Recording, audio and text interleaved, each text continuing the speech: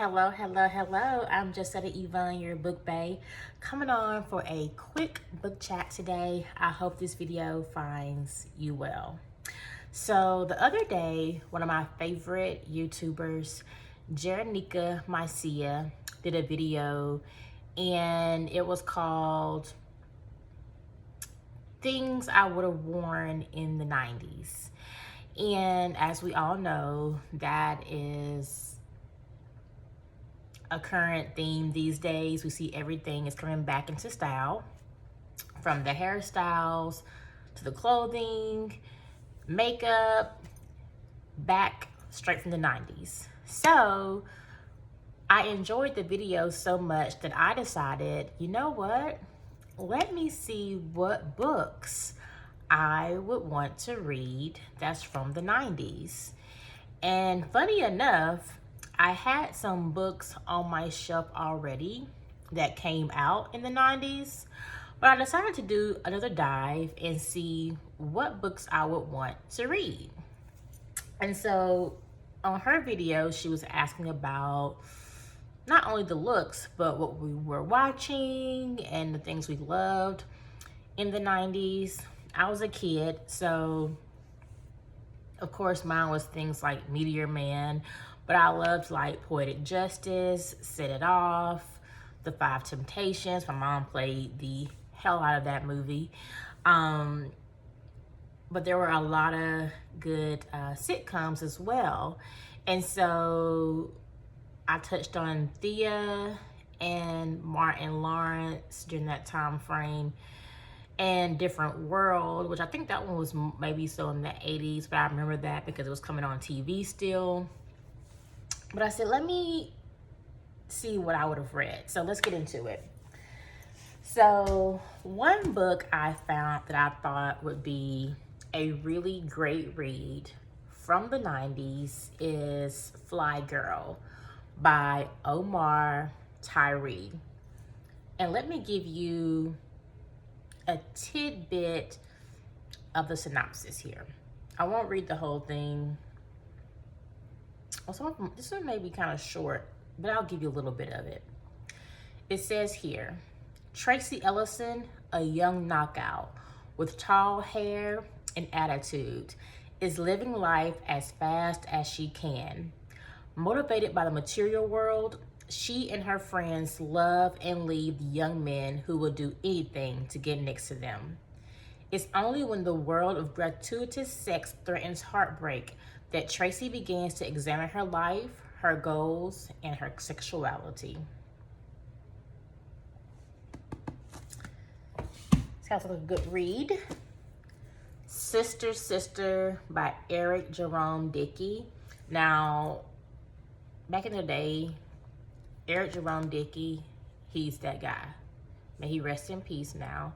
But I remember every book I picked up and read by him as a teenager and even as an adult was so good. And they were always a page turner. So Sister, this came out in the 90s as well. Okay, here it goes. It's actually described as a high-spirited celebration of Black sisterhood. Valerie, Inda, and Shakita are three women looking for love in today's LA. In this bold and sassy novel by an author who crosses the gender line to meet Waiting to Exhale head on. Valerie became the perfect wife to please her husband, Walter, whose football career has gone nowhere, along with their marriage. Then she meets Daniel. Valerie's divorced sister, Inda, has Raymond, who has a hot body, smooth moves, and another girlfriend on the side. Now Inda's scheming to get even. After telling her last boyfriend to hit the road, Shakita takes up with Thaddeus. Inda and Valerie's irresistible brother. Has Shakita finally found a good man? Another one. Your Blues Ain't Like Mine by B.B. Moore Campbell. So let's see here. The Washington Post describes this book as intriguing, a thoughtful, intelligent work. The novel traces the years from the 50s to the late 80s, from Eisenhower to George Bush. She writes with simple eloquence about a small town life in the South right after the start of the great social upheaval of the civil rights movement. Campbell has a strong creative voice. She is praised by Maya Angelou as a writer who fearlessly unveils the pain of loss and ecstasy of love.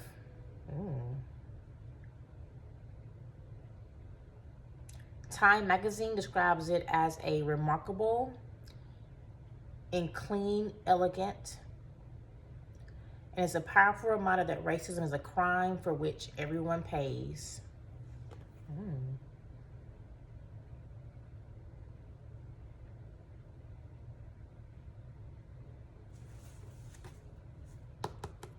Sounds like a good read. The next one, Elin Harris, Invisible Life. So that's what this one says here. Let's see.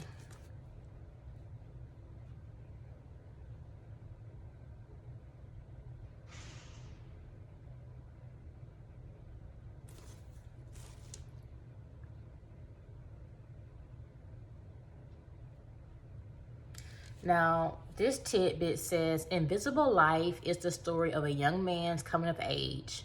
Law school, girlfriends, and career choices were all part of Raymond Tyler's life, but there were other, more terrifying issues for him to confront. Being Black was tough enough, but Raymond was becoming more and more conscious of sexual feelings that he knew weren't right. He was completely committed to Selah, his longtime girlfriend, but his attraction to Kelvin, whom he had met during his last year in law school, had become more than just a friendship. No matter how much he tried to suppress them, his feelings were deeply sexual. Sounds juicy. Yeah, get into it. Elin Harris, Invisible Life. The next one, My Soul to Keep by Tarina McDue. And it was so crazy. I did not realize that she had a book out in the 90s, but apparently she's been around for a very, very long time. At the top, Stephen King says, this is an eerie, epic, bears favorable comparison to Interview with the Vampire. I loved this novel. Oh my gosh, I forgot all about the Interview to the Vampire. I don't even remember what was it about. Okay, so this is the back of the book. So let me give you a little bit of the synopsis here.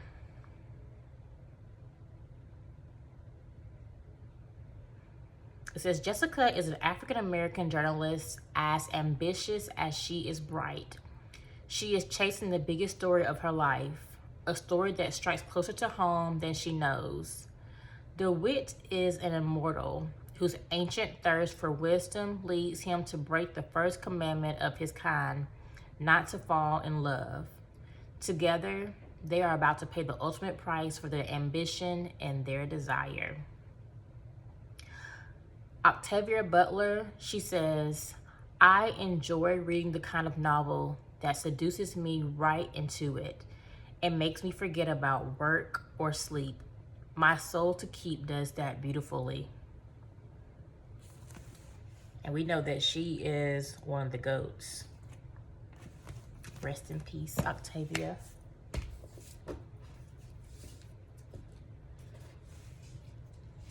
This one here is called A Taste of Power, a Black woman story by Elaine Brown.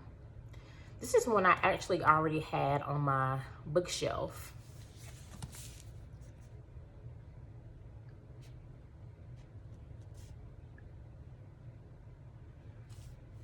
So Alice Walker, the author of The Color Purple, she says, what Elaine Brown writes is so astonishing.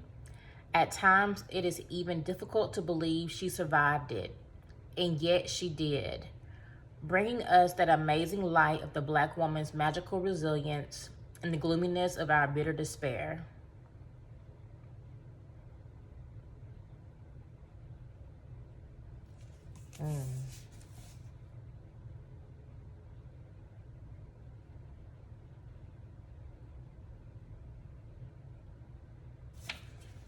So let me read you this snippet here. On the pages of this wrenching, terribly moving account of one woman's struggle to be and to live free in the world, it is all there, the passion, the determination, the brilliance, the tragedy of the Panthers. The writing is lyrical, poetic, searing, and staunchingly intelligent. Much, I suspect, like the author herself, who in her movement from the grubby, poverty-stricken streets of childhood Philadelphia to her rise to the head of an internationally acknowledged and respected revolutionary party, commands our empathy and wonder and respect. It starts off with, I have all the guns and all the money. I can withstand challenge from without and from within. Am I right, comrades? With these words, Elaine Brown proclaimed to the assembled leadership of the Black Panther Party that she was now in charge. It was August of 1974. The Panthers had grown from a small Oakland-based cell to a national organization that had mobilized Black communities throughout the country. And that's just a tidbit of that. Sounds good. Juicy. This one right here from the 90s. I actually went to I'm trying to remember, was it him? I think he was at the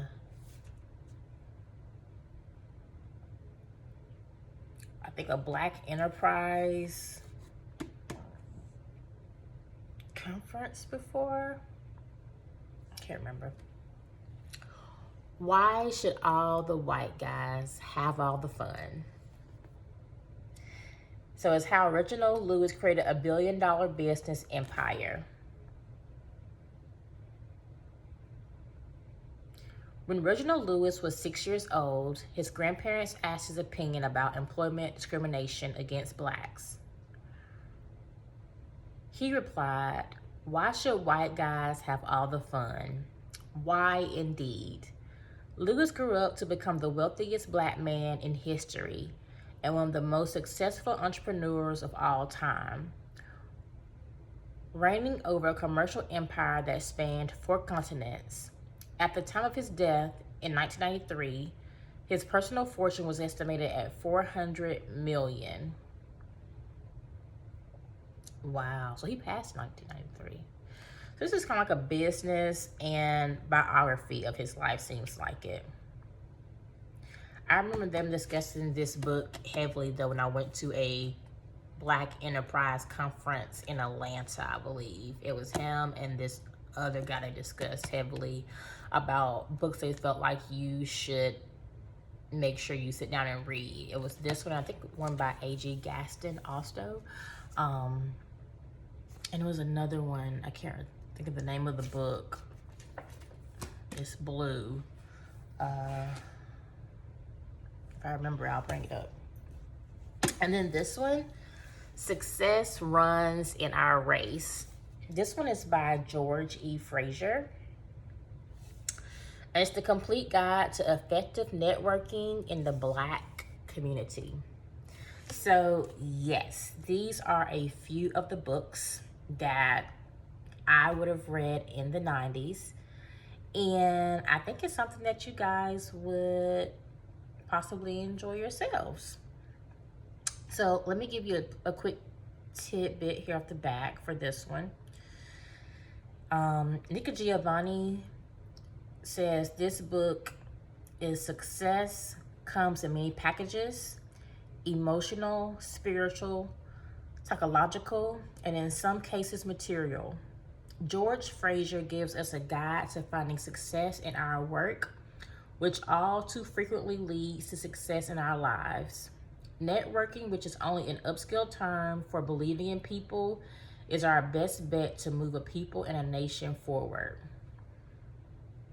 And then this other one, it says, this one is actually from Black Enterprise, a quote from them. They say, the backbone of Black economic development is strong business partnerships among African-American entrepreneurs, professionals, and civic leaders. Success runs in our race serves as a blueprint for what can happen when these forces come together to effect positive change in our communities. And then there's many other quotes from other people. That was the guy's name, Dennis Kimbrough. He was one of the guys that they also talked about. He's the author of Think and Grow Rich. He says here, lace up your shoes, grab the baton, and head for the fast lane. George Fraser trains us for success. Dale Carnegie would be proud. So yes, these are some of the books from the 90s I would have loved to have read, and they're actually on my shelf, and I plan to dive into them soon. Anyway, I hope you enjoyed this video. Let me know, what would you have been reading in the 90s? Would have happened any of these books? Yeah, I was a kid in the 90s, so these weren't on my radar, but they are definitely on my radar now. So anyway, I hope you guys have an amazing Sunday. Take care.